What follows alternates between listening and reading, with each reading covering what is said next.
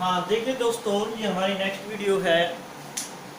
और कल हमने निबिड़ संकुलन पढ़ा था। इसके बाद हमने देखा कि निबिड़ संकुलन जब होता है तो उसमें दो तरह की रिक्तियाँ उत्पन्न होती हैं। उन्हें अपन क्या कह देते हैं? अंतराकाशी छिद्र या रिक्तियाँ। क्या कहेंगे? अंतराकाशी छिद्र या रिक्तियाँ। अंतराकाशी छिद्र की अगर परिभाषा आ जाए तो वो किस तरह से लिखनी है कि गोलों के निबिड़ संकुलन में कुछ रिक्तियां रह जाती हैं जिन्हें अंतराकाशी छिद्र या रिक्तियां कहते हैं। जब गोलों का निबिड़ संकुलन होता है तो उस समय कुछ रिक्तियां रह जाती हैं जिन्हें अपन अंतराकाशी छिद्र या रिक्तियां कहते हैं। और ये दो प्रकार की होती हैं, एक तो चतुष्फलकीय रिक्ति और एक अष्टफलकीय रिक्ति। हमने कल भी बताई थी। चतुष्फलकीय रिक्ति को अपन टी से व्यक्त करते हैं, यानी कि टेट्राहाइड्रल। और अष्टफलकीय रिक्ति को हम ओ से व्यक्त करते हैं, यानी कि ऑक्टाहाइड्रल। टेट्राहाइड्रल और ऑक्टाहाइड्रल। अब देखो ये रिक्तियाँ कैसे बनती हैं। हमने ये बना दिया था, षटकोणीय निबिड़ संकुलन की परत है और इस परत में हमने दूसरा गोला रखा ये यहाँ पे, ठीक है। तो ये जो चार गोलों से मिलकर बनी हुई है, 1 2 3 और एक इसके ऊपर 4, ये तो कौन सी रहेगी? टी, टेट्राहाइड्रल, चतुष्फलकीय रिक्ति। और अगर मैं यहाँ पे और यहाँ पे गोला लगा देता हूँ तो ये जो 6 गोलों से मिलकर बनी होती है, ये ओ, फिर टी, फिर ओ, फिर टी, फिर ओ, फिर टी, फिर ओ, फिर टी। मतलब नीचे वाली जो है वो तो चतुष्फलकीय रिक्तियाँ होती हैं और ऊपर वाली जो है वो कैसी होती हैं? अष्टफलकीय रिक्ति। जैसे इस लाइन में देखें तो ये टेट्राहाइड्रल होगी, यानी कि चतुष्फलकीय। तो ऊपर वाली कौन सी होगी? अष्टफलकीय। फिर टी ओ, फिर टी, फिर ओ, फिर T, T O, T O, T O, O T, O T, O T, ऐसे चलते हैं, ठीक है।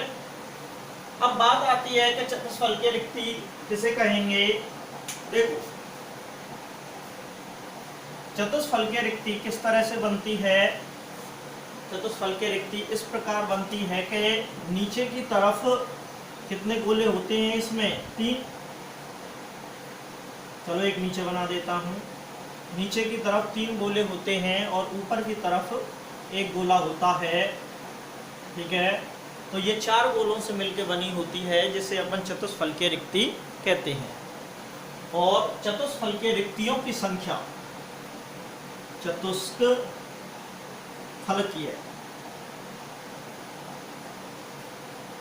रिक्तियों की संख्या बराबर होती है 2n। 2n। n क्या है यहाँ पर? परमाणुओं की संख्या। n क्या है यहाँ पे? परमाणुओं की संख्या। चतुष्फलकीय रिक्तियों की संख्या बराबर 2n, यानी कि जितने परमाणु होंगे उनकी संख्या उसकी दुगनी संख्या में क्या होती है? उसमें चतुष्फलकीय रिक्तियाँ। इसी तरह से अष्टफलकीय रिक्ति कैसे बनती हैं? ये 6 गोलों से मिलकर बनी होती है। कल बताया था हमने 6 गोले कैसे बने होते हैं।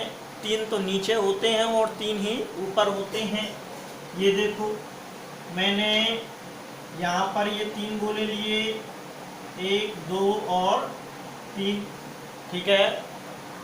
पहली परत के 3 गोलों के ऊपर दूसरी परत के 3 गोले इन ढलानों पर आएंगे। ये और ये ऊपर नहीं आएगा, ऊपर नहीं आएगा, ढलानों पे आएंगे। यहाँ यहाँ यहाँ, इस जगह, इस जगह, इस जगह। देखो किस तरह से एक गोला मैंने यहाँ रख दिया, एक गोला मैंने यहाँ रख दिया और एक गोला मैंने यहाँ रख दिया। तो ये देखो, ये बन गई अष्टफलकीय रिक्ति। बन गई कि नहीं अष्टफलकीय रिक्ति भाई? और ये 6 गोलों से मिलकर बनी होती है। ये खुली हुई रहती है। कैसी खुली हुई? ये बंद रहती है। इसमें अपन अगर किसी क्रिस्टल में देखें तो अष्टफलकीय रिक्तियों की संख्या, अष्टफलकीय रिक्तियों की संख्या बराबर होगी n। n क्या है यहाँ पे? परमाणुओं की संख्या। यहाँ लिख देता हूँ कोष्ठक में, n बराबर परमाणु की संख्या। ठीक है, n बराबर परमाणुओं की संख्या।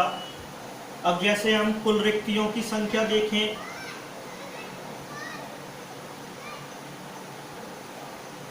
कुल रिक्तियों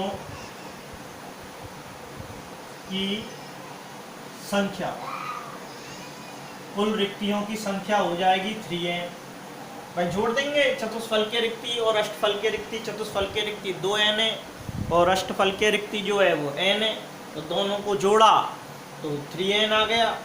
तो इस तरह से अपन कुल रिक्तियों की संख्या निकाल सकते हैं। ठीक है, अंतराकाशी छिद्र पर आधारित कुछ प्रश्न हैं, इन प्रश्नों को देखते हैं जरा।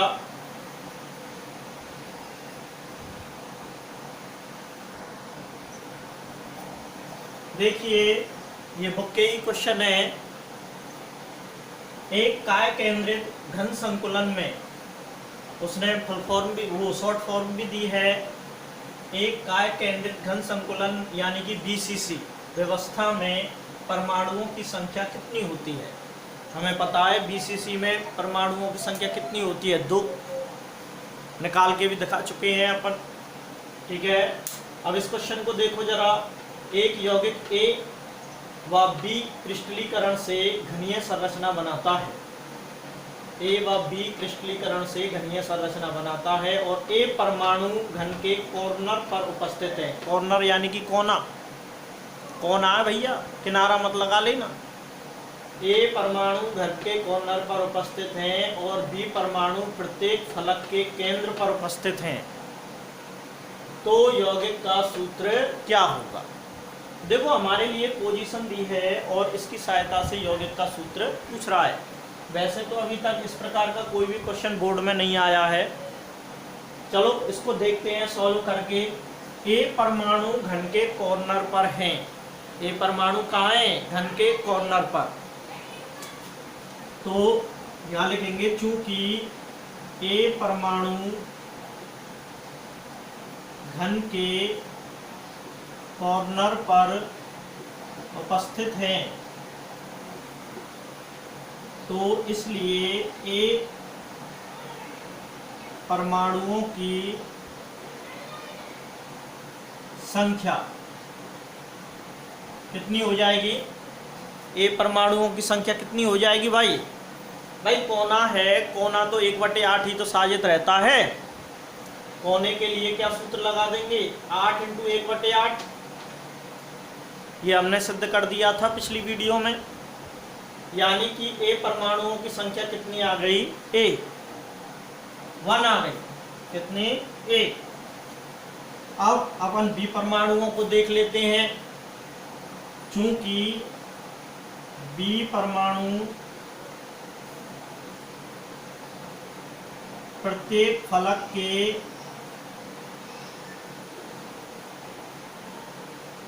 केंद्र में उपस्थित हैं, बी परमाणु प्रत्येक फलक के केंद्र में उपस्थित हैं, तो इसलिए बी परमाणुओं की संख्या,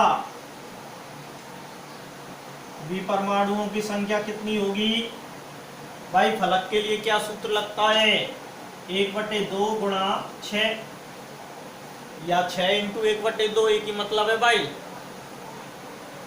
6 फलक और 1/2 परमाणु प्रति एकक कोष्ठ का, तो कितने आ गए? 3। यानी कि ए परमाणुओं की संख्या तो हो गई 1 और बी परमाणुओं की संख्या कितनी हो गई? 3। तो यौगिक का सूत्र, तो ए अनुपात बी निकाल लेते हैं भाई। ए अनुपात बी, ए कितना आया? 1 और बी कितना आया? 3। ये कट सकते हैं क्या? नहीं, कैंसिल नहीं हो सकते।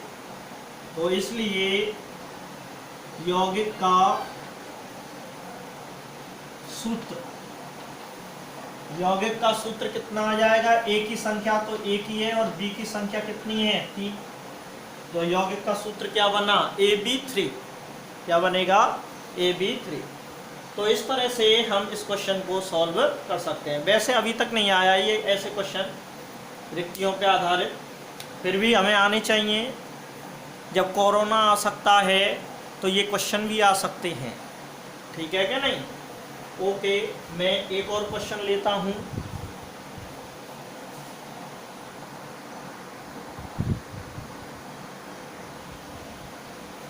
देखो भाई, ये क्वेश्चन है एक षटकोणीय निबिड़ संकुलन HCP की इकाई में परमाणुओं की संख्या कितनी होगी। इसको तो जानते हो, HCP में परमाणुओं की कुल संख्या कितनी होती है 6, और ये हमने बताई थी पिछली वीडियो में। अब इसमें देखो ये क्वेश्चन है कि एक यौगिक दो तत्वों M और N से मिलकर बना है। किनसे बना है? M व N से। तत्व N CCP संरचना बनाता है। CCP यानी कि FCC, और FCC में परमाणुओं की संख्या कितनी होती है? 4। कितनी? 4। और M परमाणु चतुष्फलकीय रिक्ति के 1/3 भाग को अध्यासित करते हैं। यानी कि चतुष्फलकीय रिक्ति शब्द आ गया है इसमें, तो पहले तो हमें चतुष्फलकीय रिक्तियों की संख्या ज्ञात करनी पड़ेगी और फिर उसका कितना लेना पड़ेगा? 1/3 भाग। कितना? 1/3। तो यौगिक का सूत्र क्या होगा? ठीक है, तो इसने 2 क्लू दिए हैं हमारे लिए। तो N की संख्या कैसे निकलेगी? CCP संरचना से। सब जानते हैं CCP संरचना में परमाणुओं की संख्या कितनी होती है भाई? 4 होती है कि नहीं। फिर हमें चतुष्फलकीय रिक्ति की संख्या निकालनी है। 4 का दुगना कितना हो जाएगा? चतुष्फलकीय रिक्ति 8, और फिर उसका क्या निकाल लेंगे? 1/3। वही क्या होगी? M परमाणुओं की संख्या। फिर अनुपात निकाल लेंगे। देखो कैसे करते हैं। चूंकि N परमाणु CCP संरचना बनाते हैं, CCP संरचना बनाते हैं, इसलिए N परमाणुओं की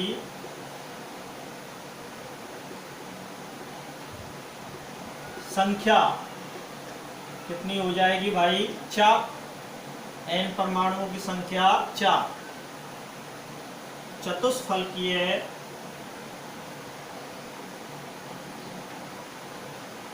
रिक्तियों की संख्या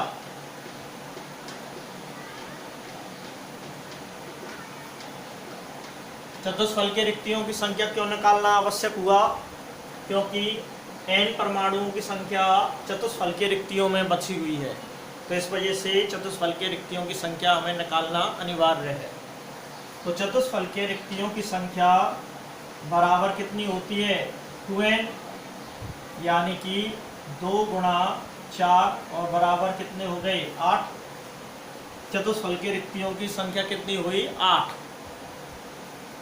इसलिए M परमाणुओं की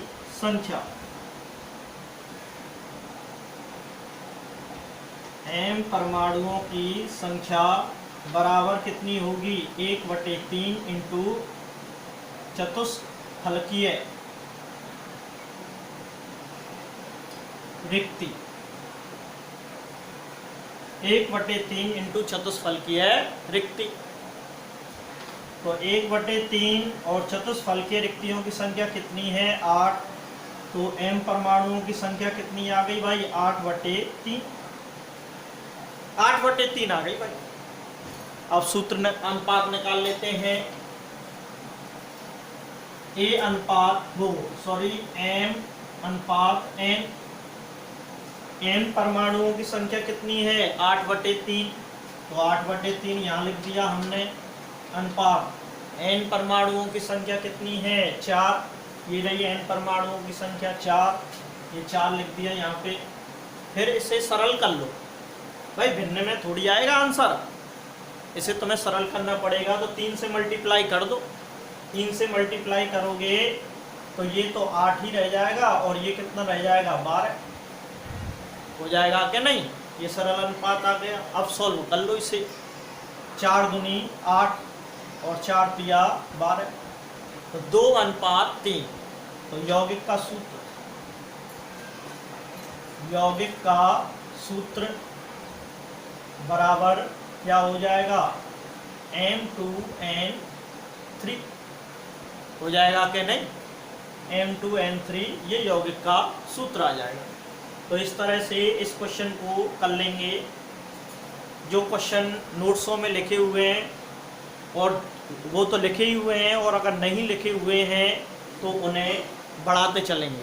कुछ क्वेश्चन नए भी हैं यहाँ पर जो पुराने नोट्सों में नहीं हैं, तो इस वजह से तुम्हें उसी हिसाब से नोट्स बनाने हैं, क्योंकि मैं हर बार नोट्सों में कुछ ना कुछ चेंज करवा देता हूँ। चलिए और देखते हैं एक और क्वेश्चन।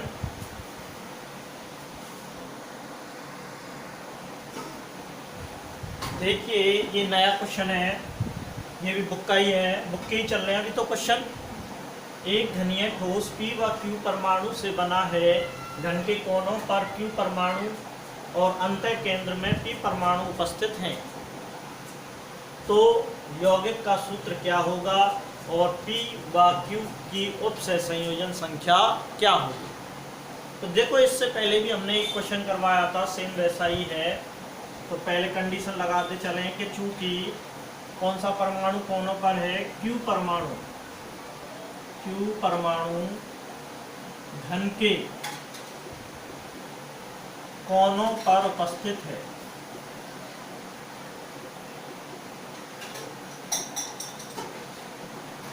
घन के कोनों पर उपस्थित है, इसलिए Q परमाणुओं की संख्या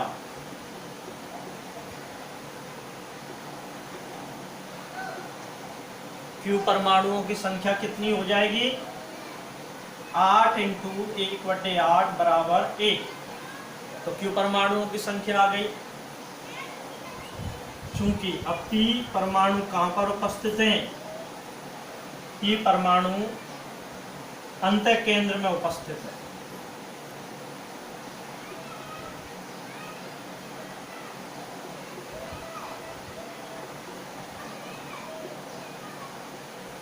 P परमाणु अंतः केंद्र में उपस्थित है, इसलिए P परमाणु की संख्या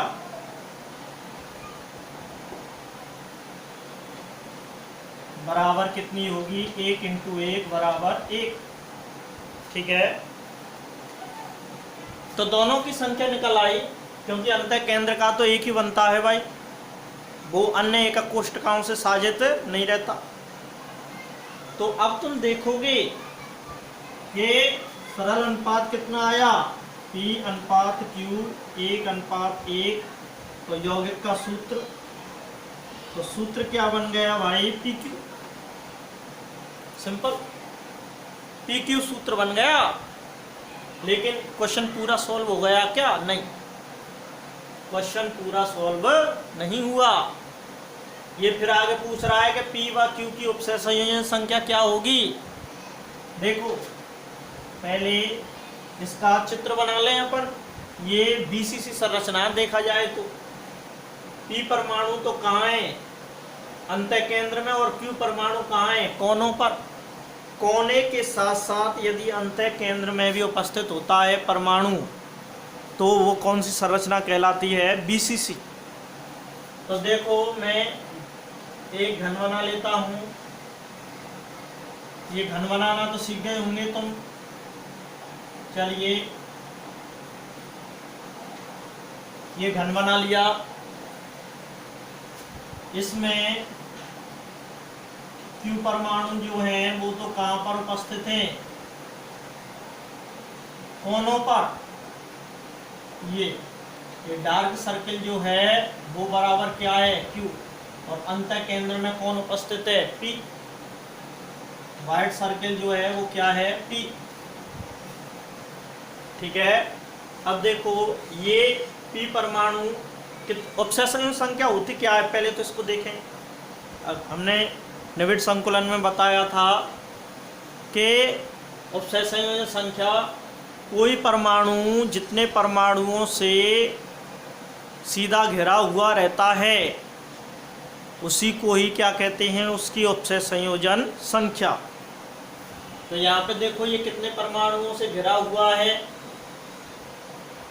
8 परमाणुओं से घिरा हुआ है कि नहीं। तो P की उपसय संयोजन संख्या, P की उपसय संयोजन संख्या कितनी आ जाएगी, 8। अब Q की उपसय संयोजन संख्या,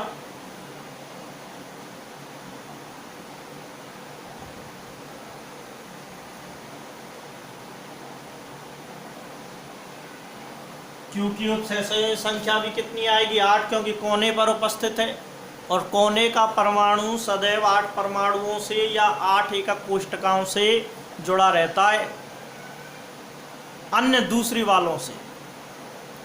तो उसकी भी कितनी आएगी भाई, 8।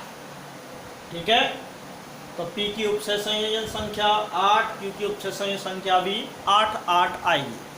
तो इस तरह से ये क्वेश्चन हम सॉल्व कर पाए। ठीक है, क्लियर है, कोई डाउट हो तो पूछ लेना। और देखते हैं ऐसा ही एक क्वेश्चन,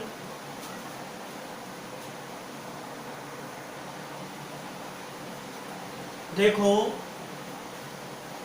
अगला क्वेश्चन देखते हैं।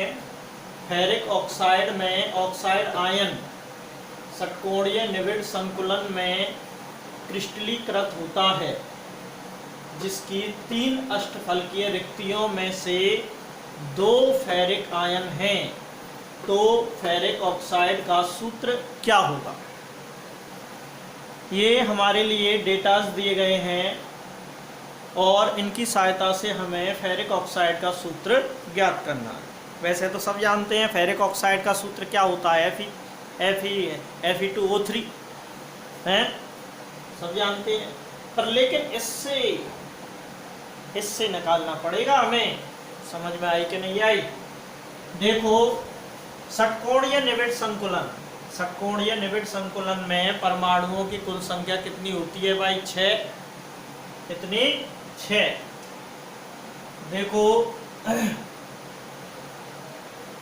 ऑक्साइड, चूंकि ऑक्साइड आयन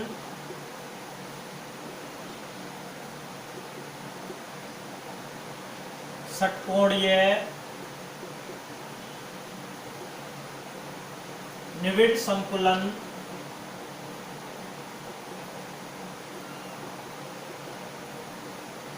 बनाते हैं। ठीक है, इसलिए ऑक्साइड आयनों की संख्या कितनी हो जाएगी, 6 हो जाएगी कि नहीं भाई। HCP में कितनी होती है, 6। तो अब देखो, अब फेरिक आयनों की संख्या 3 अष्टफलकीय रिक्तियों में से 2 फेरिक आयन है। अष्टफलकीय रिक्ति निकालनी पड़ेगी हमें पहले, चूंकि अष्टफलकीय रिक्तियों की संख्या कितनी हुई भाई। अष्टफलकीय रिक्ति तो बराबर होती है परमाणुओं की संख्या के, बराबर n, बराबर कितनी हो जाएगी, n का मान कितना आ रहा है, 6। उन्हीं परमाणुओं से निकाली जाएगी, कोई अतिरिक्त परमाणु थोड़ी लेंगे अपन। ठीक है क्या नहीं, 6 आ गए। इसलिए फेरिक आयनों की संख्या बराबर कितनी आएगी भाई, 3 अष्टफलकीय रिक्तियों में से 2 फेरिक आयन है, 2 फेरिक आयन है। जैसे अपन यूँ कहें कि 100 में से हमने 50 अंक ग्रहण करे हैं, तो अपन इसको कैसे लिखेंगे? 50/100 लिखेंगे क्या नहीं?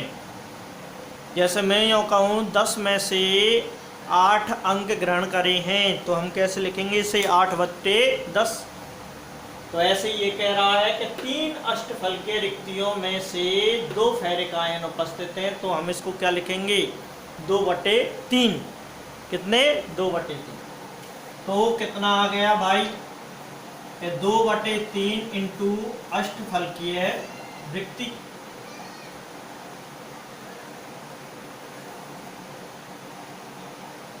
तो 2/3 इंटू अष्टफलकीय रिक्ति कितनी हो गई भाई? 6, 3 दूनी 6 और 2 दूनी 4। तो फेरिक आयनों की संख्या कितनी आ जाती है? 4। और ऑक्साइड आयनों की संख्या कितनी आ जाती है? 6। एक तो ये आ गया और एक ये आ गया। तो अब देखो बेटा, Fe अनुपात O, Fe अनुपात O, Fe की संख्या कितनी आ रही है? 4 और O की संख्या आ गई 6। सरल अनुपात निकाल लेंगे, 2 दूनी 4 और 2 तिया 6।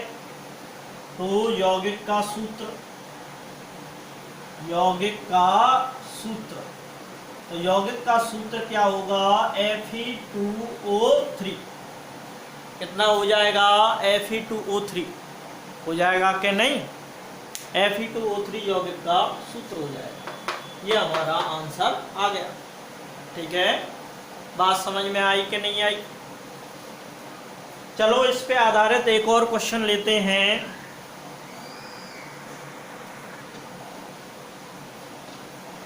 देखो भाई, अगला क्वेश्चन है, एक यौगिक षटकोणीय निविड़ संतुलित होता है, उसके 0.5 मोल में कुल रिक्तियों की संख्या कितनी होगी? कुल रिक्ति, और उनमें से कितनी चतुष्फलकीय रिक्तियां होंगी? 2 चीजों को पूछ रहा है। एक तो कुल रिक्तियों की संख्या और उनमें से भी चतुष्फलकीय रिक्तियों की संख्या। ठीक है क्या नहीं? तो देखो, अब इसमें षटकोणीय निविड़ संकुलन भी दे दिया है और 0.5 मोल भी दे दिया है। मोल दे दिया है इसमें क्या दे दिया है? मोल। और इससे पहले जो क्वेश्चन किए थे उनमें मोल शब्द आ रहा था क्या? नहीं। तो मोल आ जाए तो मोल को वरीयता दो, फिर किसको? मोल को। फिर हमें षटकोणीय निविड़ संकुलन से कुछ मतलब नहीं है, हमें तो 0.5 मोल में कितने परमाणु हैं पहले उनको ज्ञात करो, और फिर कुल रिक्ति और फिर चतुष्फलकीय रिक्ति ज्ञात करो। तो यहाँ चाहे षटकोणीय होता, चाहे घनीय होता, चाहे BCC होता, चाहे HCP होता, कुछ भी होता, उससे कोई मतलब नहीं, उससे कोई मतलब नहीं। तो देखो किस तरह से करेंगे इस क्वेश्चन को। चूंकि 0.5 मोल में कुल परमाणुओं की संख्या, मोल से संख्या कैसे ज्ञात करते हैं ये हमने 11th क्लास में बताया था। मोल से संख्या कैसे ज्ञात करते हैं? आवोगाद्रो संख्या का गुणा कर देते हैं मोल में। ठीक है, तो 0.5 इंटू आवोगाद्रो संख्या Na। ठीक है भाई, तो इसलिए ये तो टोटल आ गई परमाणुओं की संख्या। क्या आ गई? परमाणुओं की संख्या। अब ये कह रहा है कि परमाणु संख्या निकल आई तो कुल रिक्तियों की संख्या निकल आएगी, इसलिए कुल रिक्तियों की संख्या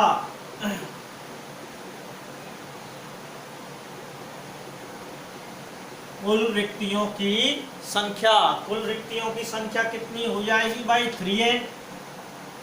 3n यानी कि 3 गुणा 0.5 इंटू एन ए की वैल्यू रख देंगे यहाँ पे। इसको कर दूं 5 या 15, हटाओ 1.5 है वो भाई। 6.023 गुणा 10 की पावर 23 अवोगाद्रो संख्या की वैल्यू है। ये जानते हो तो भूल गए होंगे, तुम तो नालायक गधे हैं, ठीक है कि नहीं। तो इस वजह से मैं बता देता हूं, अब याद रख लेना। हाँ भाई, अब देखो यहां तक तो हमने निकाल लिया। अब इसका गुणा भाग करना है, और गुणा भाग तुम बहुत अच्छी तरह से जानते ही हो।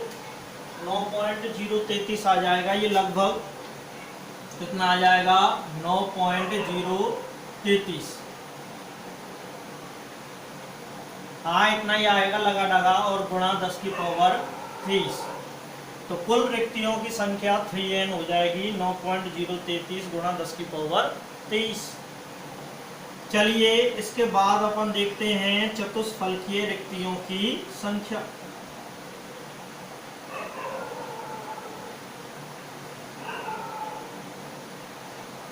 चतुष्फलकीय रिक्तियों की संख्या।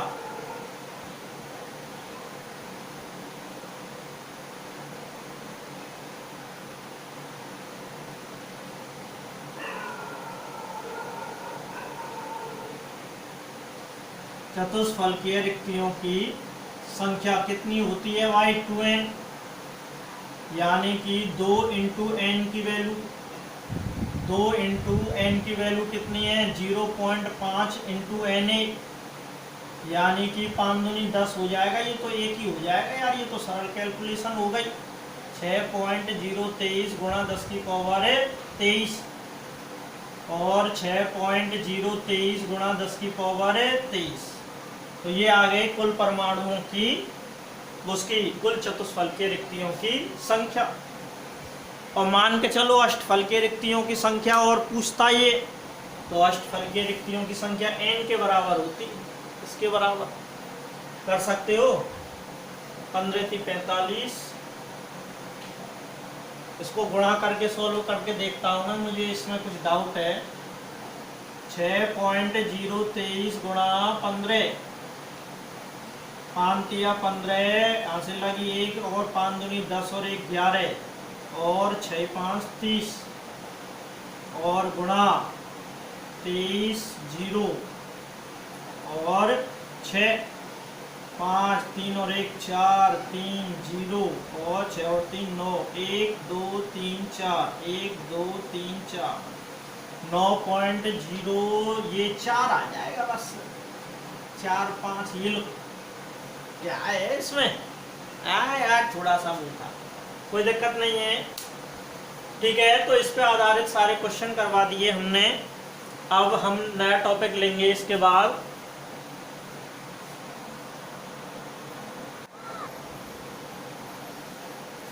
देखो एक और क्वेश्चन रह गया, इस क्वेश्चन को और कर लेते हैं। एक षटकोणीय आद्य एकक कोष्ठक में चतुष्फलकीय व अष्टफलकीय छिद्रों की संख्या कितनी होगी? देखो षटकोणीय, अब इसमें मूल फूल नहीं दिया गया है। तुम सोचो क्या अवाल तो साहब तुम अवोगाद्रो संख्या को गुणा कर रहे और ये कर रहे फलान ढेक अदरक लहसुन, ठीक है क्या नहीं? ऐसे नहीं। अब इसमें मूल वगैरह कुछ नहीं दिया, अब हमें षटकोणीय से लेना पड़ेगा। तो षटकोणीय एकक कोष्ठक में, षटकोणीय एकक कोष्ठक में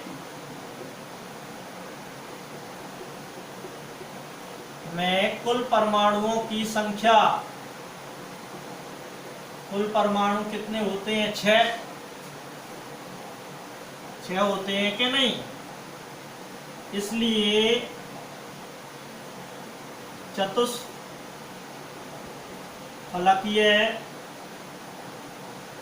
रिक्ति बराबर कितनी हो जाएगी? 2n, यानी कि 2 इंटू 6 बराबर 12। और अष्टफलकीय रिक्ति, अष्टफलकीय रिक्ति बराबर कितनी होती है n, यानी कि 6 है क्या नहीं? हो गया सॉल्व। आवा सादा में दे रखा है नालायक को, तुम्हारी किताब में, ये किताब पढ़ोगे ना तब तुम्हें पता चलेगी। चलो नोट डाउन कर लेना इसे भी, ये पुराने नोट्सों में नहीं है शायद ये वाले क्वेश्चन कुछ, तो इन्हें ऐड कर लेना। ठीक है भाई।